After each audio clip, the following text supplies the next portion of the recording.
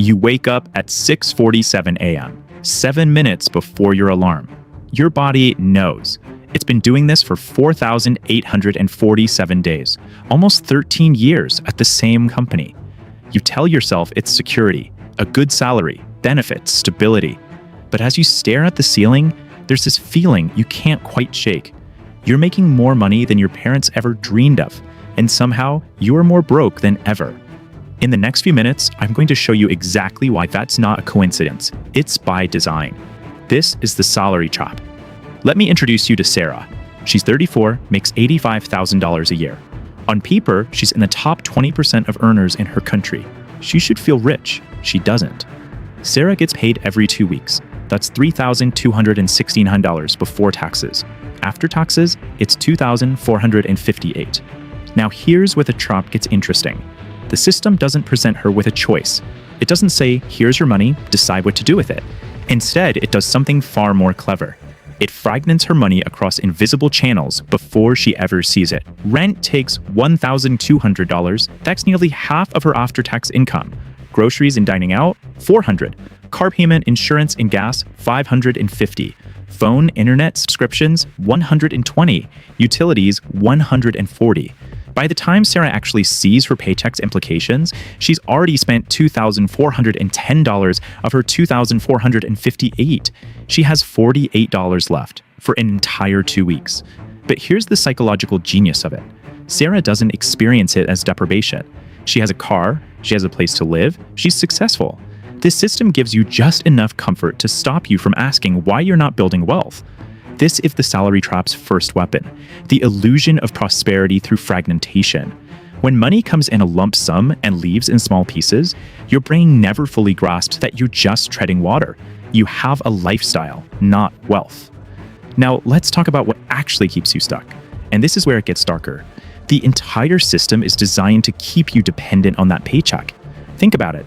You're told to get a good education, so you do. Maybe you go into debt for it.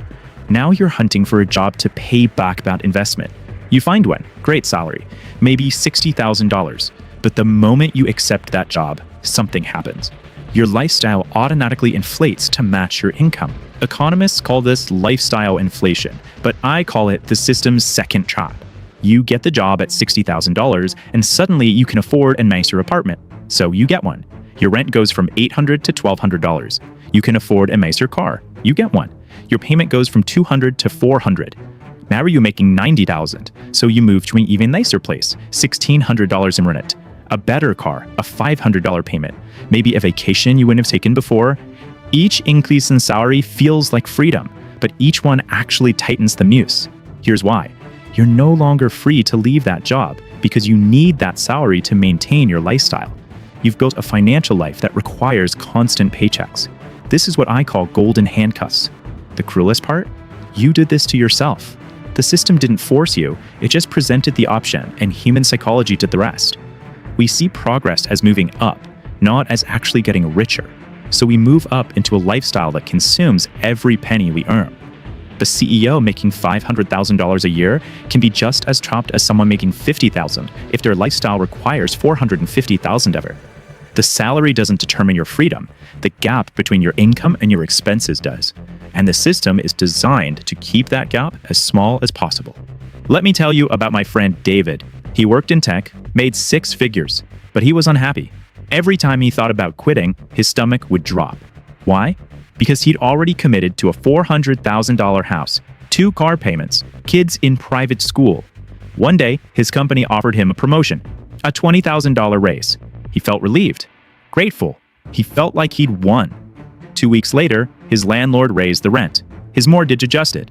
His oldest needed braces. He got a new car because the old one needed too many repairs. And just like that, his financial stress didn't decrease. It stayed exactly the same. This is the system's most insidious trick. You're not building wealth with your salary increases. You're just increasing your obligations faster than your income grows. It's why the person making $30,000 a year and the person making $300,000 a year often report similar levels of financial stress. The system is engineered so that your required expenses always catch up. And when you're living paycheck to paycheck, even a substantial one, you're predictable, controllable. You need that job. You can't take risks, can't start a business, can't invest in your own ideas because all your money is already promised to someone else. Your landlord, your bank, the car company, they all benefit from your trapped state.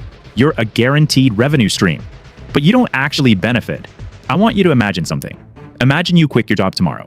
You just left. How many months could you survive? Be honest.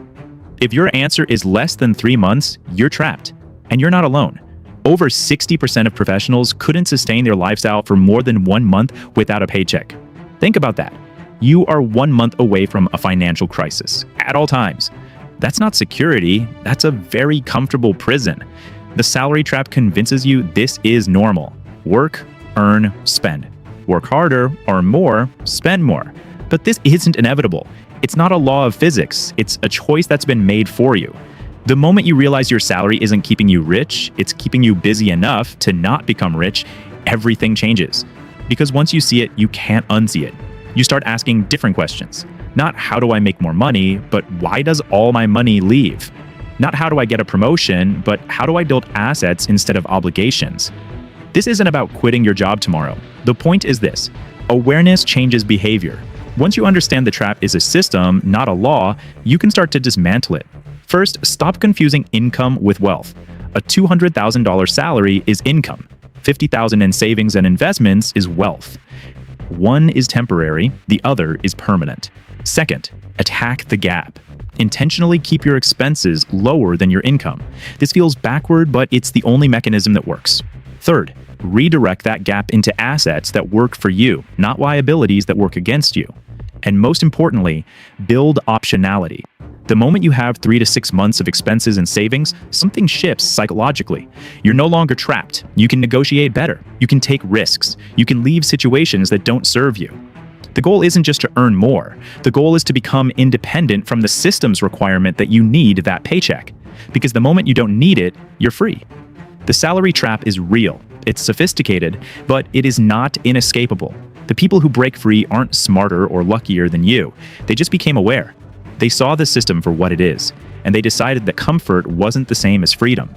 You have that same choice. If you found this breakdown valuable and you want to learn the actual mechanics of building wealth instead of just earning income, subscribe to this channel. We break down the psychology of money, the systems that control your finances, and how to beat them. New videos every week. Each one gets you one step closer to actual financial freedom. Thanks for watching, and I'll see you in the next one.